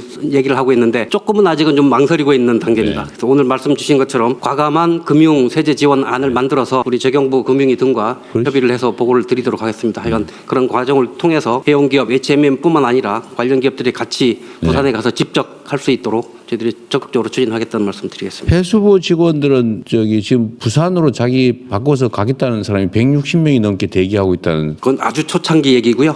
실제로 한 20명 정도가 1대1 교류를 했고. 아니 한국 희망자가 그렇게 많다던데. 5일뿐요. 바꿔서 부산으로 가고 싶다. 아무나 받지 않습니다. 엄청나게.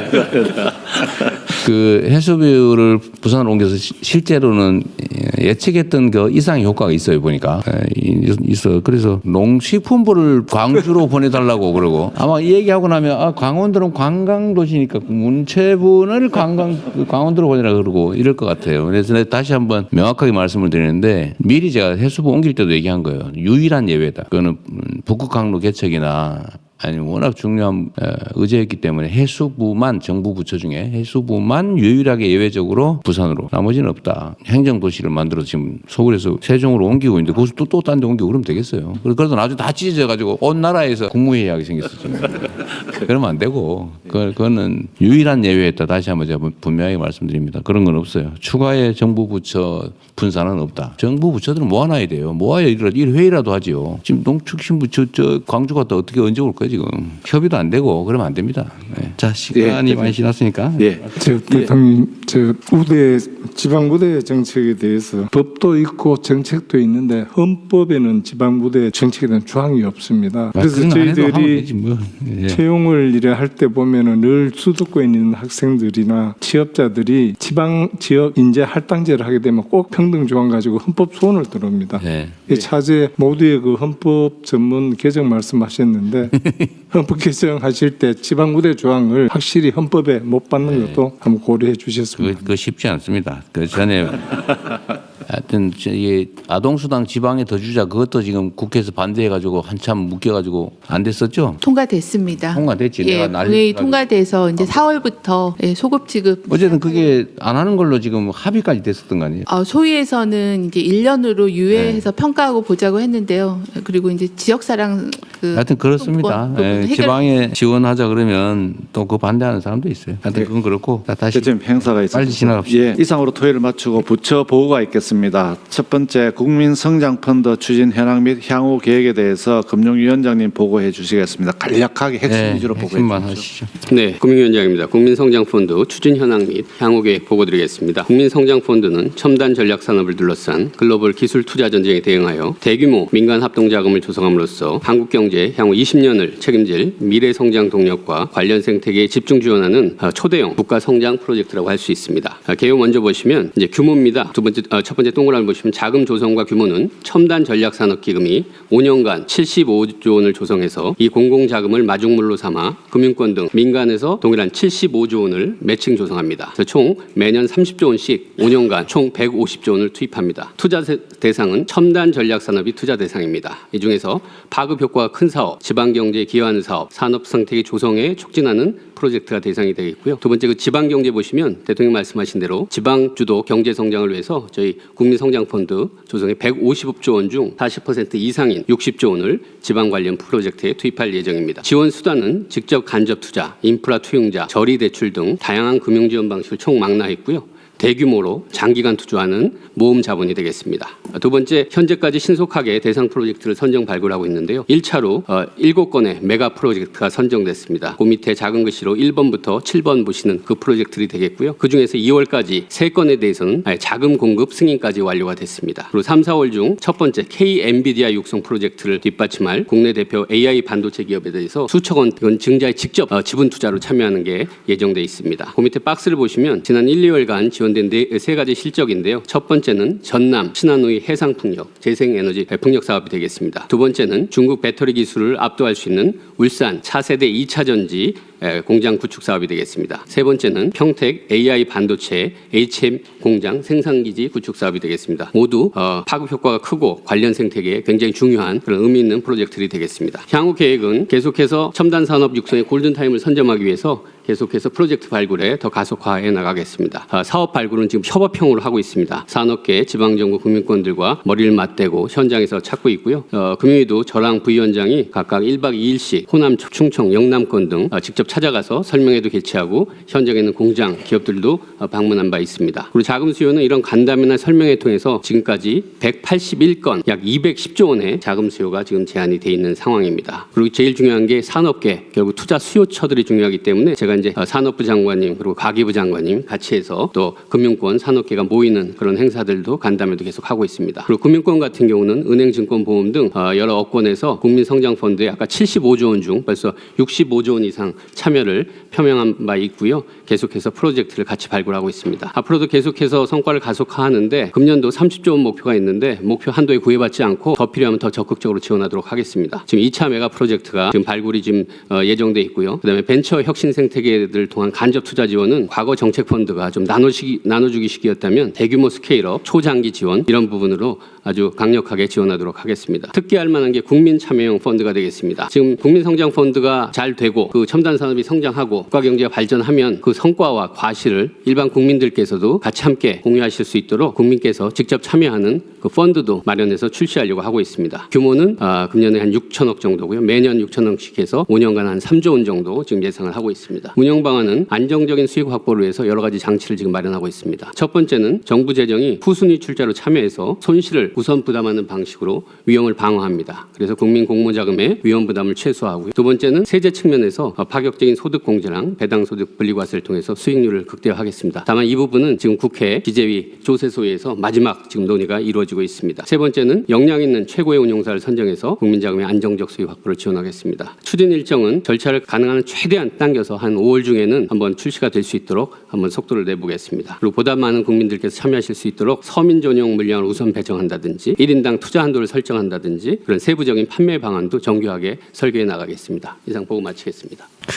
너무 소심한 거 아닌가요? 이게 국민참여펀드는? 네, 저 규모에 대해서 굉장히 고민을 많이 했는데요. 일단 시범적으로 해보되 5년 동안 이렇게까지는 하지 말고요. 예를 든다면 지금 그 송배전망 구축에 60조 원 든다고 하지 않았어요? 네. 근데 지금 한전 돈으로 하기 어렵잖아요. 네네. 한전에 한전에 빚을 져가면서 부채율을 올려가면서 합니까? 그럴 필요 없고 한전이 주관이 되되 이거는 사실은 그 송배전망 사용료는 정부가 일종의 전기요금처럼 정할 거 아닙니까? 그 손해 안 나게 정할 거 아니에요. 이것처럼 안전한 사업이 어디 있어요? 그러니까 이게 지금 돈이 없어서 못한다 이런 소리 하면 안 되고 송배전망 구축 사업은 어떻게 돼가고 있어요? 그거 빨리 해야 될 거 아닙니까? 네. 그 재원을 이런 거 땅 짓고 헤엄치기 사업이잖아요. 사실은 국가 인프라 구축 사업은 사실 요금이나 이용료 뭐 이런 거 받는 거는 손해 안 되게 다 받잖아요. 책정해서 받잖아요. 심지어 정부가 재정으로 수익을 보전해 주기도 하잖아요. 꼭 필요한 경우는. 이렇게 하면 그 투자 자본은 괜히 누가 빚져가면서 회계상 부담을 져가면서 할 필요가 없을 것 같고 이런 거에 국민들이 참여할 수 있게 해주면 지금 시중에 지금 투자할 돈이 넘쳐나는데 그런 것도 흡수도 좀 하고 좀 빨리 신속하게 하고 좀 그랬으면 좋겠는데 상의 안 하세요? 아니, 했습니다. 근데 아마 지금 이거는 돈 문제보다도 송배전은 한전이 그런 걸 할 때 민간 자금을 지금 사업권들을 한전한테만 독점적으로 주는 부분이 어떻게 돼요? 한전은 그 기업 경쟁력이 있어서 그동안은 싼 이자를 받아서 쓰고 있었는데요. 뭐 핵심적으로는 지금 민원 때문에 사실 잘 안 되고 있긴 합니다만 기왕이면 햇빛소득, 바람소득, 개통소득 해서 그 이익이 국민들에게 돌아갈 수 있도록 금융이랑 잘 설계하도록 하겠습니다. 그러십시오. 그리고 지금 송배전망이 그 뭐 전북, 충청 거쳐서 올라오는 거는 지금 저항이 심해가지고 쉽지 않을 겁니다. 앞으로. 그거 쉽지 않을 거 아니에요. 그래도 어쨌든 뭐 해상 송전망을 지금 만든다는 거고 해저 송전망. 근데 육상 송전망은 지금 그 민원이나 아니면 지역 입장에서 자기 지역 지나가면서 땅도 못 쓰고 그 허용하기 쉽지 않을 건데 그러니까 수도권이 결국 전기 부족 현상이 발생할 거 아니에요. 그래서 원래 육상 송전망이 6개 정도 됐었는데요. 그것의 상당 부분을 해상으로 돌려서 최소화한 건데요. 그 송전망이 지나가는 지역의 햇빛소득 마을을 우선 지원하고 그 아주 가까운 지역에 참마라 그렇게 하면 충분히 일정한 희생이 있습니다만 소득도 더 높일 수 있도록 하면 사회 갈등을 최소화할 수 있을 거라고 판단합니다. 그건 이제 기후에너지부 입장에서는 그게 최선일 테고 결국 산업부나 아니면 국토부든지 여기서는 하여튼 수도권의 그 산업 집중을 최소화해서 지방으로 가게 해야 돼요. 창업은 가능하면 지방에서 하고 있는 것도 지방으로 옮기고 전기요금이 앞으로는 엄청난 부담이 될 텐데 전기요금 차등제도 다 현실적으로 빨리 검토해야죠. 빨리 계산도 하고 얼마 정도 차등이 발생하는지. 지금 이렇게 되어 있는 거 이렇게 바꿔야 될 거 아니에요. 네. 근데 어쨌든 그러면 남쪽, 서쪽, 남쪽 이쪽 지역의 산업 기반을 만들려도 촘촘한 송배전망이 추가로 필요하잖아요. 그렇습니다. 거기에 돈이 들어간다는 거잖아요. 네. 그거를 다 설치해놔야 동네에서 뭐 나도 밭에다가 태양광 발전해서 전기 팔고 살래 이런 사람이 생길 수 있잖아요, 그죠? 네. 그러려면 빨리 깔아줘야 되잖아요. 그렇습니다. 시간이 없어요 지금. 그래서 이번 추경에 그 관련 예산 신청도 했고요. 특히 개통이 이미 포화인 호남 지역은 ESS를 추가로 설치해서 깔면 충분히 가능할 거라고 봅니다. ESS도 깔아야 되고 송배전망도 추가로 촘촘하게 깔아야 되고 거기에 맞는 수요처들도 많이 유치를 해야 될 거 아니에요. 그리고 거기 들어가는 대규모 투자는 아주 안전한 투자이기 때문에 장기적이고 안전한 투자이기 때문에 그거는 국민들한테 기회를 좀 주자. 이게 전에도 한번 얘기했지만 이거를 정부 재정으로 하려니 채무 부담 때문에 부담스럽고 민간에다가 회사에다 맡기는 너무 욕심을 부리고 그 무슨 꼬리에 리자 붙은 그 옛날에 말씀난 거 있잖아요. 너무 비싸게 받아서 막 폭리를 취하고 이래서 국민 부담이 되고 딱 중간에 국민들이 투자하고 정부가 관리하는 걸로 하면 너무 욕심도 안 부리고 안전한 수익도 없고 그럴 수 있잖아요. 중간 제3섹터라고 합니까? 이거를 최대한 많이 발굴해서 합시다. 네, 인프라 투용자 같은 경우는 국가 경제 미래를 위해서도 중요하고 말씀하신 대로 성과가 국민들한테 나눌 수 있는 부분이어서 계속해서 관계부처랑 사업 잘 발굴하도록 하겠습니다. 국민들에게 안전한 투자처럼 만들어주는 게 국민경제 발전에 도움이 되잖아요. 국민소득도 올리고 자산 양극화도 조금 완화하고. 네, 국토부의 코레일 SR 고속철도 통합 추진 현황은 잘 되고 있는 거죠. 예. 세부 내용 우리가 알 필요는 없을 것 같고. 예. 하여튼 최대한 신속하게 원래 우리 약속한 것이기도 하고. 네. 이게 회사에도 도움이 되고 국민에게도 도움이 되고. 네네. 그런 거잖아요. 이게 사실은 아주 정말 적나라하게 얘기하면 이거 알짜 부분 떼서 팔라고 분리해놨던 거 아닙니까? 빨리 다시 합치고. 예. 대신에 이 조직들이 통합이 되면서 좀 문제가 생길 거예요, 그죠? 그러나 그거는 뭐 단기적으로는 좀 분리해서 관리하든지 하고 장기적으로는 좀 통합해가고 그렇게 해야죠. 뭐 한꺼번에 통합은 좀 더 땡겨서 9월 중에 마무리할 생각이고요. 잘하셨습니다. 그 기업 간의 약간 그 근로자들 문제 같은 경우에는 일단 통합을 해놓고 차츰 해결하는 패턴으로 진행할 생각입니다. 시간 지나면 또 자연스럽게 해결되는 것도 있어요. 네. 잘하셨습니다. 뭐 앞당기셨고. 예. 중기부는 이건 좀 설명 드려야 되겠네요. 예. 예, 중기부 장관님께서 중기 창업 소상공인 원스톱 지원체계 구축 방안에 대해서 간략히 보고해 주시기 바랍니다. 네, 보고드리겠습니다. 내용 보시면 중기 쪽 복잡함과 그 간담회하면서 가장 많이 나왔던 것들이 어렵다, 서류 쓰기 힘들다, 그리고 너무 많다라는 이야기들입니다. 그래서 전체적으로 줄이는 쪽에 집중했습니다. 중기 지원 서류를 신청할 때 평균 9개, 심지어 41개를 받고 있는 경우들도 있습니다. 그리고 사업계획서도 한 장에서 30장, R&D 같은 경우는 100여 장까지 쓰기도 합니다. 온라인 창구도 지금 통합 정보 제공한다고 하는데 통합된 정보도 두 군데로 나눠져 있고, 그리고 지원 신청 창구도 67개에 달했습니다. 그리고 분야별로도 지금 창구들이 굉장히 주제별로 사업 단위로 플랫폼을 만들어 놨기 때문에 플랫폼의 의미가 좀 약해져 있는 상태였습니다. 유선 상담 창구도 35개 전화번호입니다. 1357번호를 갖고 있긴 한데 여러 곳으로 나뉘어져서 중기자금, 소상공인, 기술보증, 공공구매 이렇게 다 나눠지고 또 중소벤처기업 청, 그 지방청과 그리고 창조경제혁신센터로 나눠져서 전화를 서로 돌리기도 좀 바쁘고 하는 상황들이었습니다. 그래서 과도한 신청 서류로 인해서 브로커들이 들어오는 일들도 굉장히 많아지고 있는 상황입니다.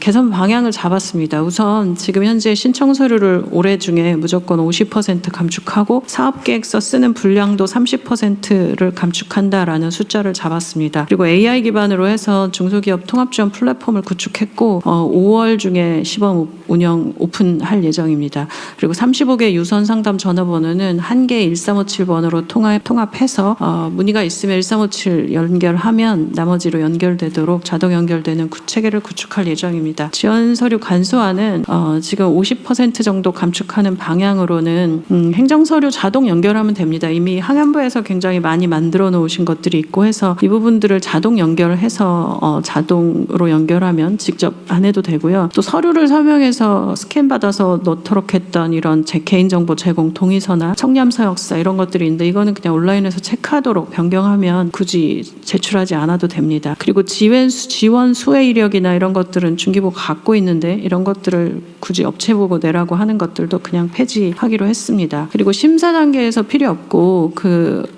심사에 통과되고 나면 필요한 그런 창업 유지 동의서나 이런 부분들은 심사가 통과되고 난 이후에 제출하도록 변경을 해서 지금 현재 7개 정도 제출하던 건데 사업계획서 하나만 내도록 변경되는 이런 사례들이 나타났습니다. 그래서 2월 중에 지금 현재 하고 있는 사업 지원 사업의 한 절반 정도는 이렇게 감축되는 형태가 될 거고요. 상반기 중에는 전체 지원 사업들의 거의 대부분을 이렇게 감축한 형태로 갈 예정입니다. 사업계획서 관련된 부분이 사실 브로커들이 개입이 많아진 이유 중에 하나인데 체크해보면서 가장 중요하게 봤던 부분이 소상공인들에게도 사업계획서를 받는 부분이 제가 좀 이해가 되지 않아서 대신 이제 사업계획서 대신에 대체할 평가 방법과 지표를 개발을 해야 됩니다. 이 소상공인들에게 어떻게 줄 거냐, 그리고 소상공인 문제에서 한 번 더 이제 소상공인분들께 사과드릴 부분이 월 단위로 저희가 경영안정 바우처나 이런 것들을 제공해드리고 있는데 이게 너무 빨리 없어지다 보니까 거의 BTS 티켓 사는 거냐라는 정도의 문제 제기들이 많으시고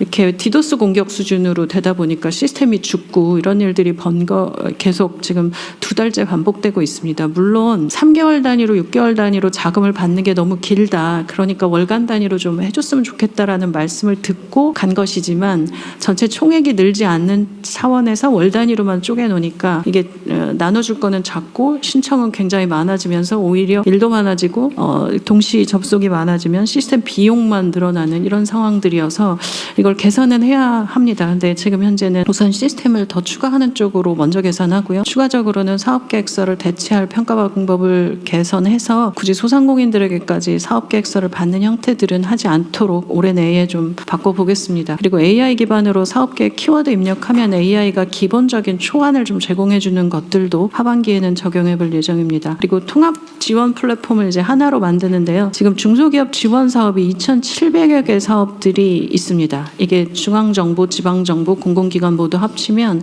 2,700여 개의 사업들이 진행되고 있는데 이 내용들을 전체적으로 통합 공고하는 형태로 하고요. 지금 67개 중기부 플랫폼만 해도 모두 다 회원가입을 따로 받고 있어서 이 회원 DB에 통합도 되어 있지 않은 상황입니다. 그래서 이번에 통합 플랫폼 구축하면서 회원 DB도 하나로 통합하고 원스톱으로 지원을 하실 수 있도록 하는 체계들이 5월에 시범 오픈합니다. 그리고 중기부 내용들이 좀 정리되고 나면 타부처에도 협조 요청 드리겠습니다. AI 기반으로 맞춤형으로 해서 내가 어떤 사업들을 받을 수 있는지를 지원 사업 받을 수 있도록 하고 대화형으로도 상담 서비스 하는 거는 올해 안에 구현하겠습니다. 아까 말씀드렸던 1357로 전화번호 유선 상담 통합하는 것은 밑에 보시면 내용들 구조가 되어 있습니다. 올해 안에 좀 개선해서 전화 거실 때 1357만 외우면 지원 상담 받으실 수 있도록 바꾸겠습니다. 그리고 부처 협조가 있습니다. 17개 중앙부처에서 하고 있는 이 관련 사업들이 있는데요. 일단 이번에 중기부 정리하고 나서 나머지 사업 부분들에 대해서는 각 부처에 협조 요청 드리겠습니다. 그리고 중기부의 서류나 사업계획서 분량 감축 그리고 신청 창구들 연결하는 사업들까지 해서 중기 통합 지원 플랫폼 만드는 일들이 올해 집중적으로 지금 추진하고 있는 상황입니다. 다음 페이지는 전체 지원 사업 현황들이 있습니다. 네, 이상입니다. 네. 어쨌든 잘 챙겨주시고요. 하여튼 너무 많아. 뭐가 이리 많은지 모르겠어요. 제가 보니까 이렇게 비상 상황 터질 때마다 중소기업 지원해야 되지 않냐, 소상공인 지원해야 하지 않냐 할 때마다 사업이 하나씩 생겼고 그 사업이 없어지지 않은 부분들도 있고 또 우리는 왜 지원 안 하냐 뭐 이런 여러들이 있어서 이번 참여 한번 전체 정비하겠습니다. 좀 헝클어진 머리 빗듯이 한번 싹 빗었으면 좋겠어요. 정신이 나서 정신이. 저도 그렇습니다. 빚도 67개쯤 있는 것 같습니다. 네. 이거 직접 관계는 없는데 이거 안내 전화도 온갖 그거 어떻게 안내 전화를 해요? 저는 대한민국의 모든 안내 전화를 하나로 통합하면 어떨까 이런 생각을 계속 해봤거든요. 신고 전화든 뭐 전화 시스템이 있을 수 있고 뭐 일부는 좀 받아주는. 요새 내가 전화해가지고 뭐는 1번, 뭐는 2번. 이거 진짜 신경이 나서 못하겠더라고. 제가 꼭 하면 바로 9번이나 0번 누르고 이러는데 그것도 대기 시간 엄청 길고 어제 안내 요원들이 없으니까. 근데 어쨌든 이 안내 전화가 너무 많아서 안내 전화를 외우는 것도 불가능하고 안내 전화를 안내하는 전화가 필요할 것 같아. 결국 통합하는 방법이죠. 12를 걸면 자동으로 9, 1, 3, 뭐 114 뭐 이런 다 있잖아요. 이게. 그것도 한번 누가 연구해보세요. 행안부가 하면 될까? 뭐 하여튼 모든 좀 안내 전화 그냥 AI를 적용해서 지금 음성 서비스로 민원을 접수하는 거. 그래요? 예, 그러면은 괜찮아. 그냥 쓸데없는 소리 했네. 예, 다음은 국민주권 강화를 위한 민원 처리, 소통 확대 및 AI 기반 민원 서비스 구축 방안에 대해서 국민권익위원장님 그리고 행안부 장관님께서 순서대로 보고해 주시기 바랍니다. 예, 먼저 민원 처리 소통 확대 방안에 보고 드리도록 하겠습니다. 처음 나타나신 분. 예, 그렇습니다. 예. 국민권익위원장이 임명된 정의련입니다. 3월 4일 임명됐으니까 지금 2주가 조금 넘은 것 같아 보입니다. 열심히 하겠습니다. 이제 열심히 하나 한번 볼게요. 좀 간략하게 보고 드리겠습니다. 첫 번째는 민원 발생 감축 노력 강화입니다. 먼저 규정이 불합리하거나 해석이 불분명해서 민원 발생의 원인이 되는 각급 기관의 법령, 고시, 지침 등을 연내 일제히 정비하겠습니다. 국민신문고 민원 빅데이터 분석으로 확인된 단기 급증 민원 등 빈발 민원에 대해서는 주무부처와 관계부처가 TF를 구성하여 조기에 대응하도록 하겠습니다. 기관별 관할구역, 사업 현장 등을 주기적으로 순찰 방문해서 민원 발생 요인을 선제적으로 발굴 해소하거나 초기 단계에서 적극 해결하도록 하겠습니다. 또한 정책 수립 집행 시에 단순 공시에 그치지 않고 문자, 모바일 알림을 활용해서 실수요자에게 정보를 적시에 제공하겠습니다. 두 번째는 효과적인 민원 대응 체계 구축입니다. AI를 활용해서 단순, 반복 민원의 처리 시간을 단축하고 집단 민원, 특이 민원에 대해서 청와대 권익위 각급 기관의 갈등 조정 담당관, 시민 상담관이 전담팀을 이루어서 합동 대응하도록 하겠습니다. 최근 시민 상담관을 20명에서 112명으로 대폭 확충한 바 있습니다. 민원의 처리 과정과 결과에 대한 민원인의 신뢰 제고를 위해서 객관적, 중립적, 제3자적 시각에서 민원을 처리할 수 있는 ombudsman을 확대하도록 하겠습니다. 기관별 자체 대응이 어려운 해묵은 집단 특이 민원은 행정기관에서 권익위로 이송할 수 있게 해서 조정을 통해 해결하고 중재제도를 활성화하도록 하겠습니다. 전향적으로 국민고충을 해소한 소속 공직자에게 특별성과 포상금 등 인센티브를 부여하여 민원 처리를 부수적인 업무로 인식하는 조직 문화를 바꾸도록 하겠습니다. 세 번째는 정부 차원의 이행관리 추진입니다. 먼저 반기별로 대통령 주재 집단 갈등 조정 회의를 개최해서 다부처 관련 민원, 갈등 현안을 집중 점검하고 오늘 보고된 사항의 이행 동력을 확보하도록 하겠습니다. 또한 민원 서비스 종합평가, 갈등관리평가 등을 활용하여 민원 처리 시스템을 전반적으로 점검하고 민원 서비스의 품질을 개선하도록 하겠습니다. 마지막으로 각 부처는 민원 유발 규정을 신속히 정비하고 집단 특이 민원의 자체 해결 능력 강화를 위한 조치를 우선 시행해 주실 것을 요청드립니다. 또한 기관 발생 민원에 대해 현장 방문 순찰을 적극적으로 실시하고 민원 담당자 인센티브 부여와 민원 해결 역량 강화에도 노력해 주시길 당부드립니다. 이상 보고를 마치도록 하겠습니다. 아주 준비를 잘하셨네요.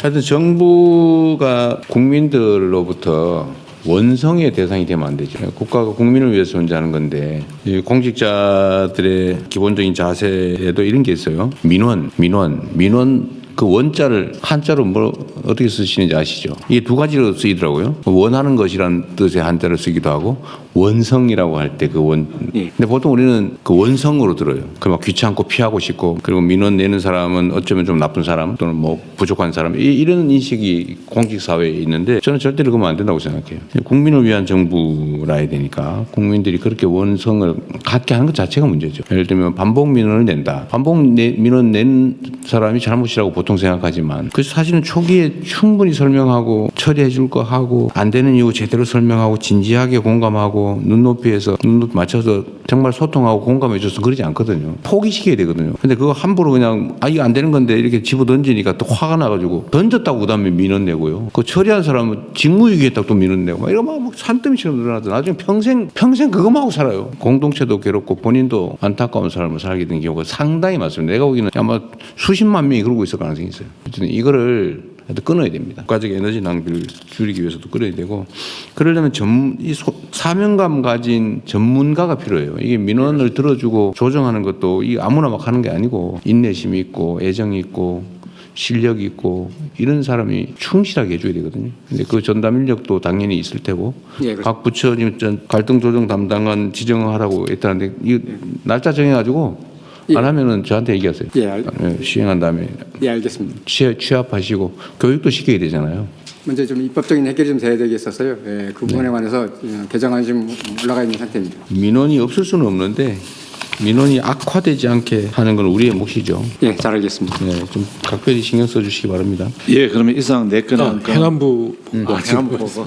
이거 뒤에 행안 아차. 아까 제일 중요한 게 두 부처 보고 있다고 말씀하셨는데 AI 감정이 안 좋은 거 아니에요? 저희 사이 좋습니다. 사이 좋아요. AI 기반 민원 서비스 구축 추진 상황을 보고드리겠습니다. 먼저 민간 플랫폼을 이용한 AI 국민비서입니다.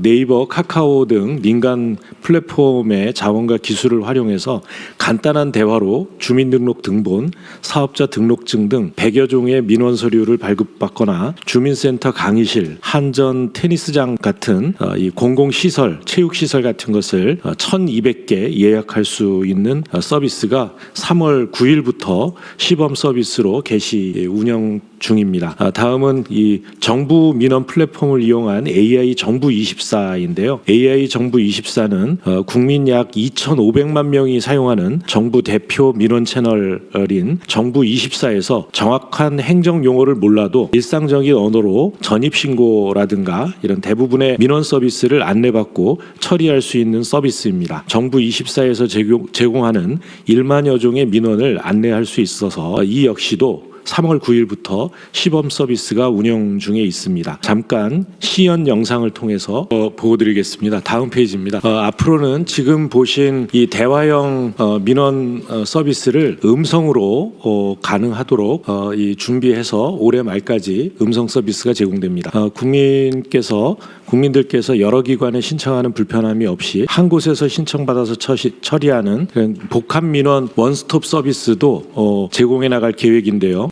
좀 전에 중기부 장관님 말씀하신 것처럼 중소기업 통합지원 플랫폼이 시범 실시되는 5월부터는 식당이나 미용실 창업 시에 시청, 세무서 등 여러 기관을 방문해야 되는 대신에 정부24에서 원스톱 민원 신청이 가능해집니다. 지금까지 예를 들면 일반 음식점 창업 시에는 최대 9개 기관을 8번 방문해 오셨습니다. 이것이 이 온라인을 통해서 원스톱 1회로 가능해집니다. 또 10월에는 복지 복지부의 시스템인 복지로 시스템이 준비돼서요. 임산부 교통부 교통비 지원 같은 신청 요건을 충족하는 혜택이 있으면 시스템이 미리 알아서 이 그 대상자에게 혜택을 알려드리고 그것을 바로 그 자리에서 신청하실 수 있도록 안내하는 자동 신청 서비스가 도입되겠습니다. 앞으로 각 부처의 이 AI 민원 서비스가 정리가 되는 대로 계속 이 서비스를 확대해 나갈 계획입니다.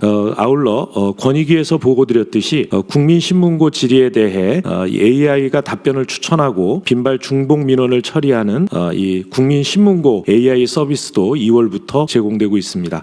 국세 분야에서도 AI 챗봇 상담 가능해지도록 준비하고 있습니다. 각 부처별로 추진하고 있는 이런 AI 민원 서비스를 연계 통합해서 한 곳에서 신청, 발급, 혜택 알림 등 모든 민원 서비스를 제공하는 AI 통합 민원 플랫폼을 구축하겠습니다. 이상입니다. 우리가 모르는 사이에 그 인공지능이 엄청나게 생활 속으로 많이 들어와 있죠.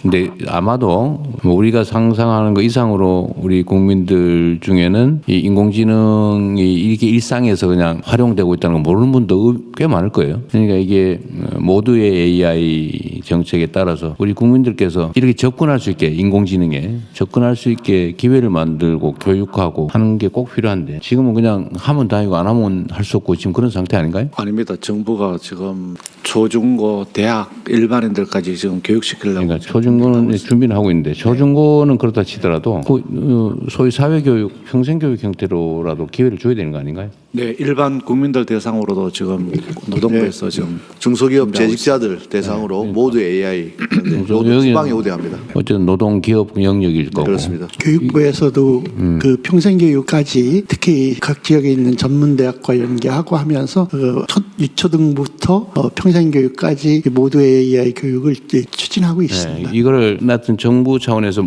각 부처 단위로 하고 있겠죠. 하고 있을 텐데 관심 있는 데는 더 많이 하고 그럴 수 있는데 어쨌든 빠지는 데가 없게. 네네. 전체 일괄적으로 정말 물샐 틈 없게 이렇게 하는 건 누가 담당해요? 행안부가. 예, 전 국민에게 AI의 유용성, AI의 활용 방안에 대해서 설명하고 기회를 부여하는 거. 이건 누가 담당합니까? 어느 저희 그 행안부하고 우리 과기정통부가 함께 하고 있고요. 그 부분에 대해서 민간까지 참여하는 국가 AI 전략위원. 하여튼 지원이야 그 과학기술부가 하겠지만 최종 책임. 네, 저희 그 행안부하고 행안부 소관, 행안부 업무예요. 그럼 행안부가 다른 공동으로 그 기관 공동으로 그런 거 없어요. 각 부처가 각자 일을 하겠죠. 또 필요한 지원을 받겠지만 어쨌든 최종 책임. 책임은 저희가 지겠습니다. 그러니까 여기서 하고 그러면 행안부 주관으로 다른데 혹시 빠지는 데 없는지 잘 챙겨봐 주시기 바랍니다. 네, 알겠습니다. 왜냐하면 교육부는 교육부대로 뭐 학생들은 직장에서 뭐 다양하게 할 텐데 빠지는 사람이 있단 말이에요. 시설도 이용 안 하고 맨날 집에 누워 있는 사람이 그런 게 극단적 예외지만 어쨌든 누락되는 데가 없이 인공지능을 일상에서 활용할 수 있도록 하는 건 중요할 것 같고요. 제가 계속 상상해봤던 것 중에 하나인데 내가 국가로부터 도움 받을 수 있는 게 뭐가 있을까? 이렇게 물어보면 원래 쫙 읊어줘야 되잖아요. 그렇죠. 근데 그게 가능해집니다. 나의 그 데이터 조건을 다 제공해 줘야 되겠지 대신에. 나는 장애 몇 급이고 뭐 소득 수준이 얼마나 되고 예를 들면 인공지능이 물어봐 줘야 되겠죠. 이게 지금 이 모바일 신분증이 주민등록증이 있기 때문에요. 그거 가지고 본인 인증만 하면 전체 자료를 모아서 AI가 알아서 그 사람에게 필요한 서비스 가능한 서비스를 알려드려요. 여기 저기 지방에 어디 가시면 지금은 반값 여행이 가능한데 무슨 어디에 호텔 가면 또 얼마짜리고 뭐 이런 거 해줘야 될 거 아니에요. 그건 이제 여행 가고 싶다 이렇게. 그러니까 여행 가고 싶다, 국내 여행 가고 싶다 이러면 지금 그런 시대가 곧 오잖아. 이미 와 있잖아요 지금. 이제 저희 이 순서대로 보면 내년 정도면 그게 완벽하게. 그러면 여기에 정부가 얼마 어떤 걸 지원해주고 있으니까 그 어디 가서 어떻게 활용해라. 내가 대신 해줄까? 뭐 이렇게 되는 거 아닙니까? 대신 신청도 해줍니다. 신청도. 예. 손가락, 예약도 해주고. 손가락 안 써도 되는 거죠 이제. 예. 말로만. 어쨌든 이런 상황이라는 거를 모르는 분들이 상당히 많다 아직도. 어쨌든 접근 기회를 부여하는 것도 해야 될 중요한 일인 것 같습니다. 그러면 이어서 의원 심의를 시작하겠습니다. 의원 심의는 비공개로 운영되오니 언론인 여러분께서는 협조해 주시기 바랍니다. 예, 국회 본회의를